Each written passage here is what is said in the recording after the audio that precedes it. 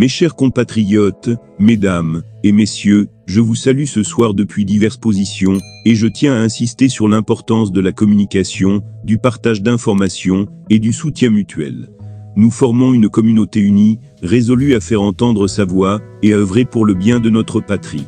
Aujourd'hui, je souhaite aborder une question cruciale qui mérite notre attention à tous, la situation actuelle en Côte d'Ivoire. Je vous encourage vivement à partager cette vidéo avec vos proches, vos amis et vos connaissances pour les informer de ce qui se passe dans notre cher pays. La Côte d'Ivoire est en train de sombrer dans une crise sans précédent, et il est de notre devoir d'y réagir. Il est impératif que chaque Ivoirien se mobilise pour défendre notre nation. Le constat est alarmant. Notre pays est pris en otage par des intérêts partisans, et notre armée, qui est censée protéger la population, semble avoir pris position en faveur d'un individu, incapable de maintenir, l'ordre et de garantir, la sécurité de notre nation. La récente nomination de Kandia Camara à la tête du Sénat est symptomatique de l'absurdité de la situation que nous traversons. Il est temps que nous nous levions pour dénoncer cette nomination. Qui est Kandia Camara, et pourquoi devrait-elle diriger notre Sénat ? Ces questions méritent des réponses, et il est de notre devoir de les poser haut et fort. Une autre préoccupation cruciale concerne la sécurité de nos documents administratifs et de notre identité nationale. Il est désormais évident que la fraude menace gravement notre système d'identification nationale.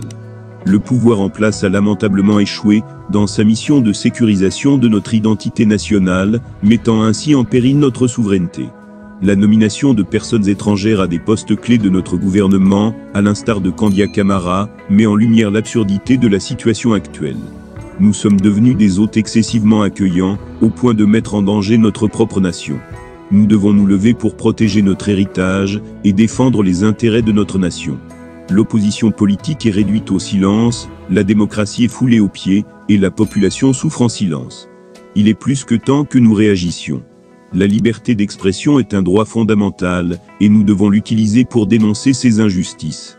Les moyens légaux, tels que les marches pacifiques, les sit-ins, la communication et la mobilisation populaire, sont nos armes pour faire pression sur le régime en place.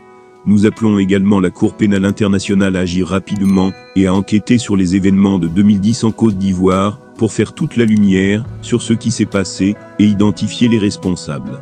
La Côte d'Ivoire ne doit pas être dirigée comme un empire personnel, mais être une nation démocratique respectant les droits de ses citoyens. Nous devons nous battre pour la justice, la sécurité, la santé, l'éducation et le bien-être de notre peuple. En conclusion, je vous invite à l'action.